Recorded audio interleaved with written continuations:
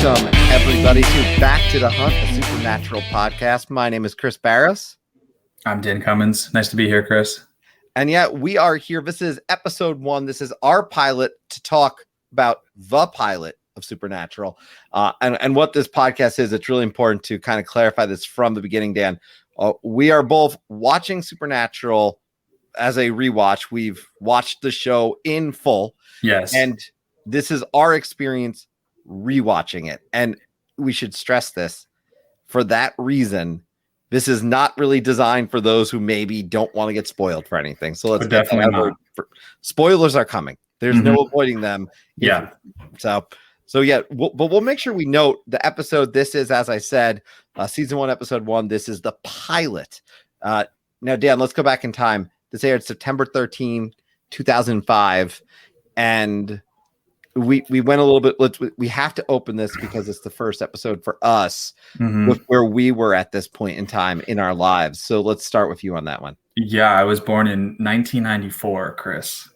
So if you do the math, I was 11 years old when this show came out, which is really kind of crazy to me because the show only ended, this past year. So I've quite literally grown up with this show, with these actors, with these characters. Yeah, I mean, I've seen this show time and time again. When it's on Netflix, I believe it's still on Netflix. It's my comfort food when it comes to, you just want a show, you want to stick it on. Maybe you want to laugh, maybe you want to cry, maybe you just kind of want to hang out with the boys, in the back seat of the Impala. It's the show I always go back to. But yeah, I was 11 years old. My sister was a big fan of Gilmore Girls, of course, hit show on the CW, and so. I think at that point Jared had left the show. I was never a fan of the show. Is that right? He left to do this, I believe. Right. That's okay.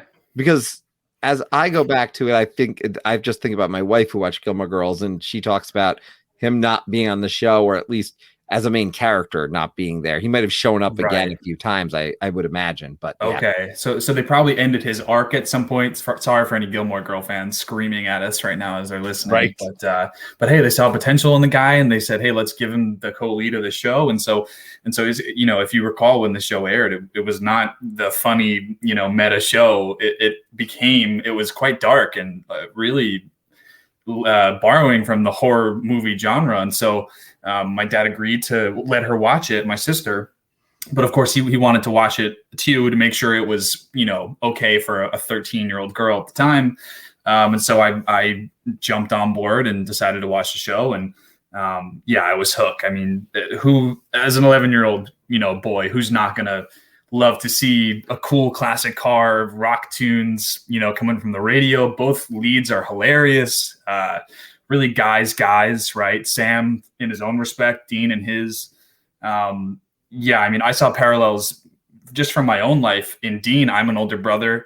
My dad is very similar to John in a lot of ways. And so it was a no-brainer for me. Once I saw that pilot, I was hooked. And I would say probably up until like maybe season 7, I was there every single time the show aired. And we're talking way back on, the WB before it was even on the CW. It's crazy to think where the show started and where it ended up, and the fact that I was along for that entire ride. It's really remarkable. Yeah. Well, you're better than me.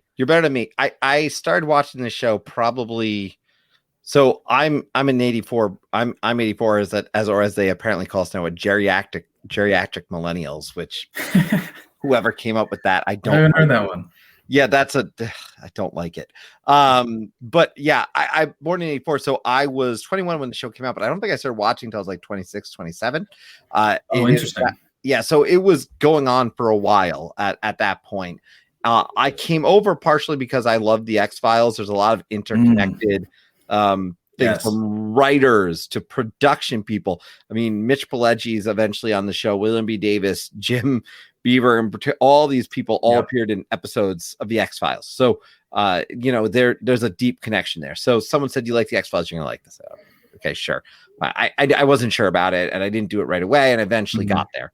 I end up watching it, falling in love with this show. And my wife was a fan of Gilmore Girls, so I thought I could get her into it because, like, oh, look, Sam, didn't work. And I remember, because I actually saw this on Facebook the other day, I looked this up, And in one of my memories, it says I actually asked because I got to season 5, and I won't talk too much about the finale of season 5, but I'll just say I asked, is it worth continuing after this? Because the finale of season 5, was intended to be the original finale to the series, and then it kept going. So, and then so it said, yeah, keep watching, and so I did. I don't know that I loved season 6 and 7, but that's something for a future cast. And I will say, because one of the things we wanted to break down as we talk about it, really the two key characters in this episode in particular, and we're always going to speak to these key characters, obviously, especially when we get to new ones. But for me, first and foremost, my favorite character is Sam. Sam, when we start this pilot episode, 22 years old, he's a senior at Stanford. He's got a 174 out of 180 on the LSAT. He's applying for law school, and he's this really eager to kind of move on from his family. And we don't know all the details why per se. We have an opening scene, obviously, that in this pilot kind of sets the stage where we know why he might want to escape a little bit, but we don't know what's happened since that moment when we see baby Sam in the opening of this show. And it was interesting about this really was a character who was pitched this was a show pitched as a supernatural Star Wars, and Sam was meant to be a Luke Skywalker parallel. I know Dean's your favorite though. Sam has been my favorite. I don't know what it was about Sam. I really connected with Sam as a character. So for me, that was very easy to connect to and enjoy his character growth. Even though I don't necessarily believe, I don't necessarily I don't eat like Sam, and I definitely love classic rock. Sam's not the biggest classic rock guy, but classic rock at the heart of his show, which has to get mentioned. Because it's critical to the show. Yeah, definitely. You mentioned that you had to make the decision of watching past season 5, and I had the same, hesitation. But I think as we spend time on these two characters, Sam and Dean, the reason why I tell people that are interested in watching the show, when they get to season 5 and they ask that question, I say, if you're interested in these characters, you need to stay, because you do see them grow, and there are some headaches, there are some repeated, storylines between them, but for me, as I said before, when I watch the show, I feel like I'm hanging out with those two leads. And it's, the banter between them I should say the chemistry between the actors really shines through in the show for the characters.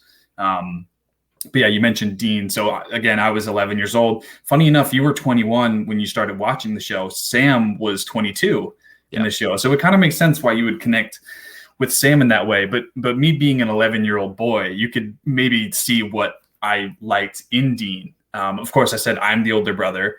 As an 11-year-old, this guy drives a really cool classic car. He's a ladies' man. I mean, he hits on Sam's girlfriend in this pilot episode, which is just hilarious.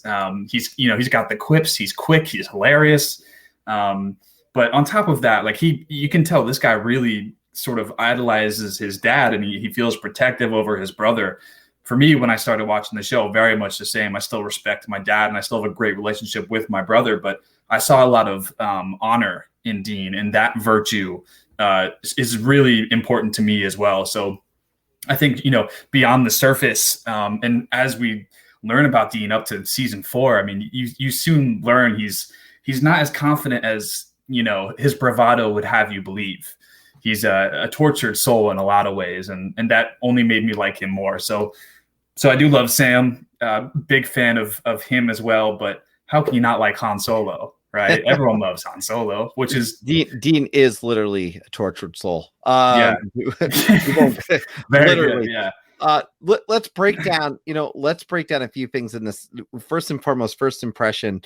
You noted it already, but the pilot is so much darker than when you come from seasons 14, 15, and there's a lot of humor happening, right? But the pilot, it does take you back, and I remembered, I'm like, wow, this is what drew me in. And yes, I grew with the characters, and we got to the point we were, but from watching it years later, I'm like, this is a different show in a lot of ways, and that's okay. The lighting is a lot darker. It does take me back a little bit as an X-Files fan too, which was a dark visual. Every X-Files fan had a scene with a dark room and a flashlight where you barely saw anything. And this takes some of that. And some of those X-Files writers are there, so not shocking, but definitely darker. The thing I noted also as a comparison, and I was telling you this earlier, is Sam and Dean, as we look at this episode, and the bulk of it outside of the intro, which I think we have to talk to a little bit, like that opening shot of his show, but Sam and Dean just as a duo, they work well together in this, but they actually are really bad at impersonating law. Sam doesn't know what he's doing because he's like, why are we doing this? Yeah. Dean gets caught. Like, so it's interesting to see that when they get, for the most part, really good at that fairly quickly into the show from my memory. Though as we're doing this, as I said, I'm trying to watch these in tandem with the recording. So I'll have more and more memories come back along the way. Yeah, I think those are three really strong, like if you've watched this whole show, which again, hopefully you have, if you compare season 15 and season 1, obviously like the tone, the lighting, the set design, I mean, it really smart of Eric Kripke to position this show in that way. Because if you think back to 2005, I mean, the hit sitcoms back then, The Office, I just looked it up a few hours ago. My Name is Earl, if you remember that show. I mean, these shows were quirky and fun and, kind of soft around the edges. This was not that. This was something that people were like, wow, what is that? It's so different and edgy. But within this show, it's a family drama. So, props to them for positioning the show as such. As you said, the impersonating the law, I love that from the pilot, because Sam and Dean sort of become legends in their own right by the time the show is over. I mean, they're the most famous hunters on the planet as far as anyone's concerned. I mean, angels, demons, monsters, they all know who the Winchesters are. So it's really kind of cool to see in season 1, the pilot, that these guys, kind of barely know what they're doing, but man, over these years that they become the very best at it. So well, it's great. I guess we should break down a little bit about this episode from the key moments, and let's talk about that opening. That what an opening is what I say. I mean, we talked about being dark. I mean, the idea of watching his mother go into the bedroom of Sam, and then later on, it's interesting too, because his father is asleep on the couch, and then she hears the noise. Almost, right. I say it's a motherly instinct almost, because you barely hear much of anything, and she's like, something's wrong. She's running up, and then when he wakes up, and you see a dad who we learned so much more about over the years, and how he came to be the way he is, and he goes up, and there's just this nice shot, serene image of so cool. Baby Sam, and then the drip and the look up, flames, boom, supernatural. And like, it grabs your attention from day one. And I compare, very few shows did this for me. Lost did it with its pilot episode. Supernatural did it with their pilot episode.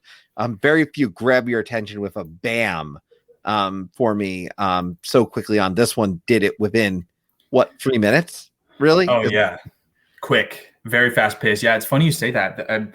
I'm forgetting the name of the guy, but he was and I'll find this name later and mention it in later episodes, but he was known as the Pilot King, because a lot of the pilots he touched turned to gold and went on to become great shows. So credit to him. Man, what a pilot. I mean, that image and for the episode, I'm jumping ahead a little bit, before the end credits roll, we see it come full circle with Sam and his love interest, right? So it's like that cyclical nature. You saw it happen in the beginning to his mom. You see it happen to his girlfriend, the person that he's devoted the rest of his life to. And it's like, this guy can't catch a break. Yeah. Who is this Sam guy? Like, what the hell is going to happen in the next episode? It really leaves you on a hook there. Yeah. And it's important. I guess you can really speak to the end of the episode. I think it's okay to go ahead, because there's a parallel there. There's a parallel between the opening and the closing. Very obviously intentional. It perfectly lands a beat for the show, because towards the end of this episode, you do get to a point where technically the show could end. It could be one and done, right, if Sam just goes back to school. But the case, as we talk about this plot, one thing that we're always going to have in these early episodes is a really good big bad urban myth, something along those lines. There's a few really true plot driven episodes that are not around the monsters, but this one's has that, right? This one has a great monster. You're going to have the yellow-eyed demon in there, essentially the Prince of Hell. But the real star of this one is the woman in white, Constance Welch. Now, I looked this up. This is really based on what you'll more see in urban myth as a white lady or a lady in white, but essentially it's the same thing. And these are generally, as you've seen the show, ghosts of deceased beautiful. They're ghosts of these deceased beautiful women who wear these white dresses, and they essentially had unfaithful husbands and drowned their children, which is just such a lovely thought, right? So they spend this eternity looking for their kids, and they can never go home. What a thought, though, as you see, like there's two levels to it for me, because one of the first shots you see is this teenager who, not surprisingly, willing to be unfaithful, and you know, their teenager love, it means a few things there, and not always as true as we think when we're teenagers, and willing to, you know, pick up this girl and hoping for something when he gets home, and he surprised when he gets to this ghost house, and yet she kills him, right? So what a visual again, because there's a blood splat. There's a lot of, actually, in retrospect, there's a lot of this use of like blood splatter. A drip or a blood splatter happens constantly in this, which is a striking visual effect when it's just splash against a car window that you're barely seeing anything but that happening. So again, visually striking, and different colors, bright red to a dark white gray. Which visually, I mean, can be some cheesy stuff in these early seasons, but I mean, that's a very clear design in terms of color from the director. They were very clever with this pilot, and if you refer later to this pilot, you will see like some special effects. They're very clumsy. I mean, the budget for this pilot very low, but when you see them using blood splatter, so simple, but they use it so well, you're like, wow, that actually had a lot of impact. Even though how simple it was, they really knew how to use it and to get an emotional response from you.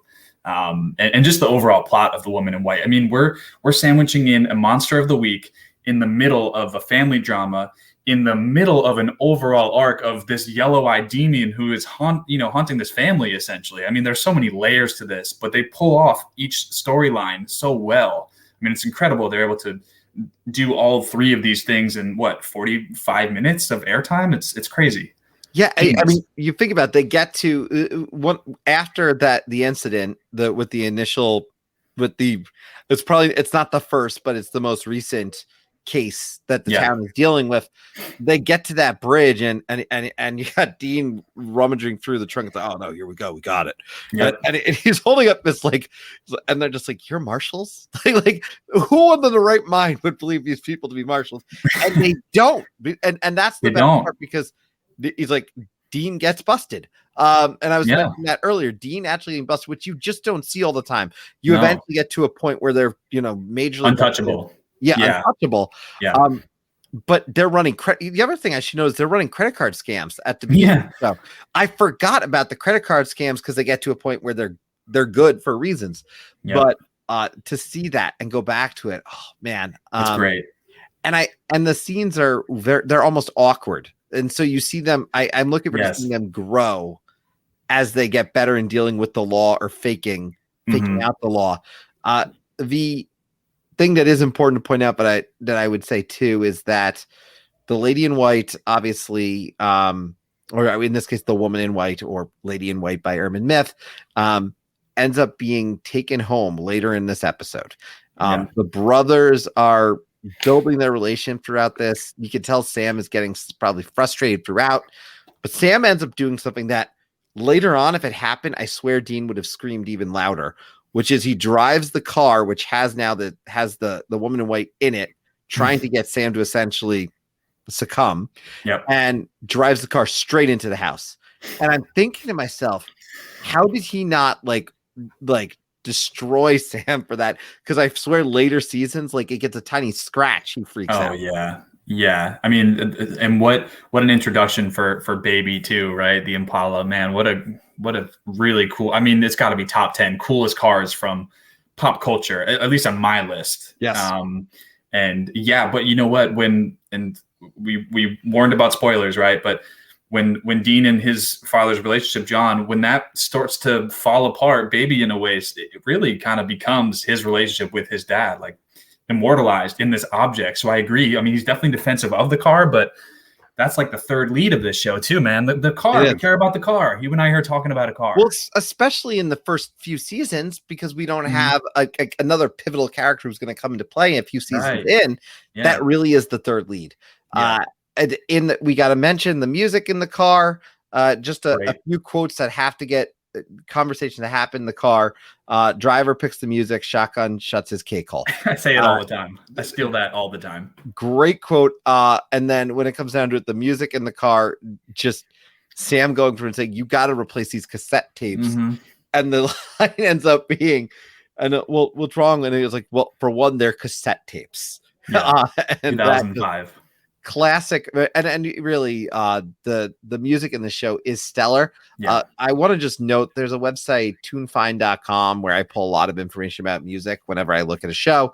I actually think it was Audio Slave who did Gasoline in this show, which is playing when they're getting ready for the party at the beginning, and we're finding out that Sam's going to go to law school. But you go here, you can see some great music in this. In particular, I just want to shout out Ramblin' Man shows up in here in this particular episode. Back in Black shows up. Highway to Hell, very appropriate, essentially because it's the Impala driving down a dark road. So just a few to come up. Worth noting, Boulevard of Broken Dreams and Enter Sandman apparently would have been in the unaired version of the pilot. So interesting. That is according to Tune Find, at least. But here, Dan, before we get to that end, which we need to focus on, I want to make a note. There's a dialogue that happens in this show, and this actually happens at the beginning of the episode.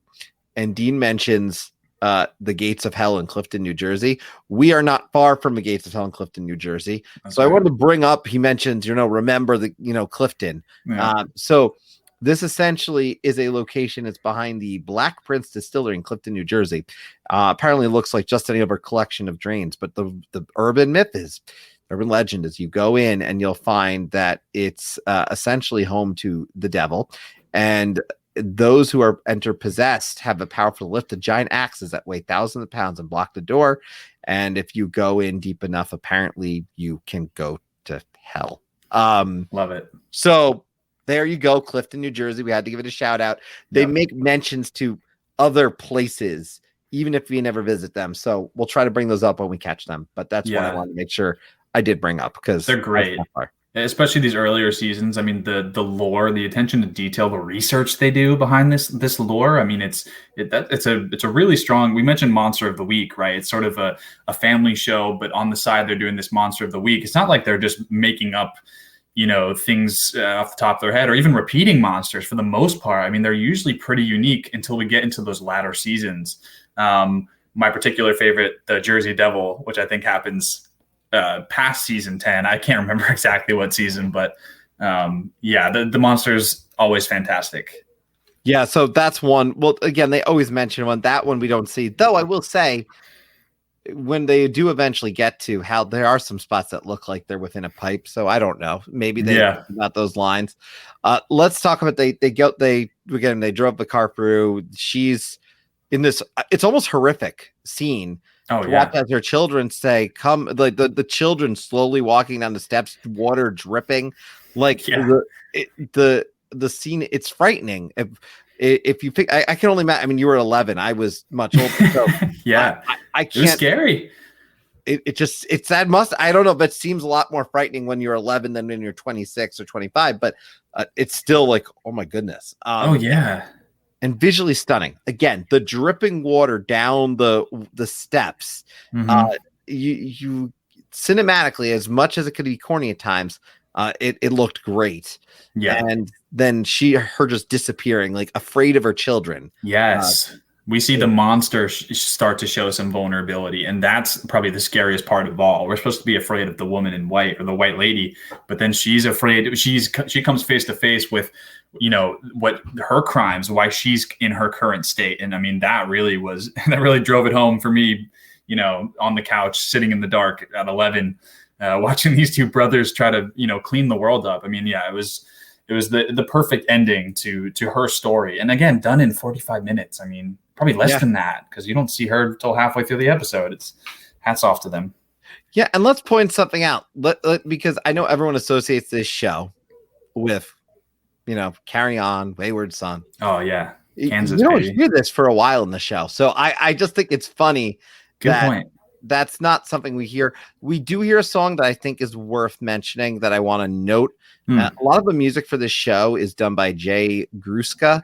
You can find the song on Spotify. End credits and Mo Guitar Grit. It's the end music that you hear on the show. Great, fantastic song. Check it out. But Jay Gruska makes some really great music for the show, so I want to make sure we shout that out. They go though at the end of his show. They're back at. He goes back. He's gonna go be the law school guy. Yeah, and one and done. It doesn't work out. No, because it's a perfect parallel, as we mentioned. Yeah, the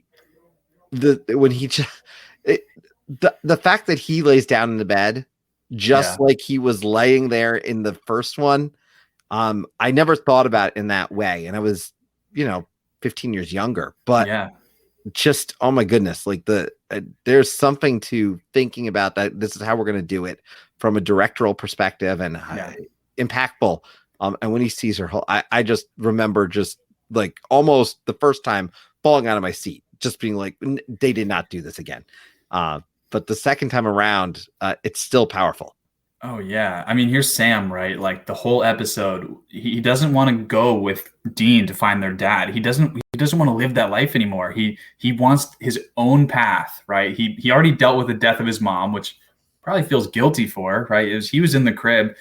I don't know how much detail Sam knows at this point of probably very little, right? Why Yellow Eyes is targeting them. But for him to not want to be a part of it, and then for him to come home and have his future ripped out of his hands, and the one person he loves, facing the same fate as his own mom. I mean, it's such a tragedy, but so brilliantly done. And how about Dean again? Full circle. Who saved Sam from the burning room when his mom was on the ceiling? That's Big Brother Dean. And who's there to save him when Jessica's on the roof? It's Dean again. I mean, it sets a stage too for what is a story for 15 years. Yeah, of Dean looking out for his brother. Yeah, from end to end. That's what it is. His purpose. And that's what his purpose was. Right. So he steps in, and it ends with this really fantastic shot, the closing the trunk. We've got work to do. And I just think, again, it's a fantastic pilot, one of the best pilots I have seen. No doubt. And it stands out. Again, darker. I think if I was, in terms of giving this just a ton of credit, I mean, this is a 9 or above on a scale of 10 easily in terms of pilot. It's probably a near perfect pilot. There's certainly moments where maybe as you noted, the special effects could be better, but part of that might be just knowing what we can do now. I don't know if that's even a fair assessment, because X-Files at the time was extremely campy, and I love that just as much. So that's a great point. Yeah, I didn't think about that. But that's a look at a fantastic episode pilot. Great title. Yeah. I'll note, by the way, for everyone, that this episode takes place in 3 places: Jericho, California, Lawrence, Kansas, and at Stanford University. We're going to be back with the next episode. We're going to be talking about episode 2 from season 1, which is Wendigo, which is Sam and Dean pose as park rangers to help a brother and sister search for their lost sibling, who the Winchester brothers believes have been taken by a Wendigo, which is a fantastic urban legend right there to jump right into. Part of that episode I know is, they think their dad might be out there. It's part of the trail, because there's his book. We should note that they get access to his book, which is now his journal in this episode. That's a critical piece. I don't want to linger too much on John, Dean being in jail, because Dean works his way out of there very quickly. As he thanks does. To Sam. Thanks to Sam, but he does. Yeah. Anything you want to leave a note on this one? Any final thoughts on this episode or anything that you're excited about with episode 2? The one thing is that we both watched the pilot so we could talk about it fresh, right? The other thing I did was I rewatched the last episode because after seeing it, I heard people say online that there are a lot of parallels. They pay homage to the pilot in the last episode. So if you're listening to this and you want to, follow us along, do that as well. Watch the last one, watch the first one, write down the parallels that you find. Cause I found a few. Chris, I don't know if you've tried this. Do that. Yeah, you should do it. There's quite a few fun ones. Consider that my assignment. I'll do that before the next one. There you go. Everyone has homework to do. There we go. But stay tuned. We'll be back again. If you can definitely subscribe to the podcast. I'll be dropping this, of course, on my Twitter and other such places as we try to get the word out about this. But being the pilot episode, we just hope some of you will join us in having some fun rewatching Supernatural. And as we said, next episode is season 1, episode 2, Wendigo, which aired September 20th, 2005. On that note, I'm going to thank you for joining us as we go back on the hunt, and we'll look forward to hunting with all of you very soon. We've got work to do, Chris.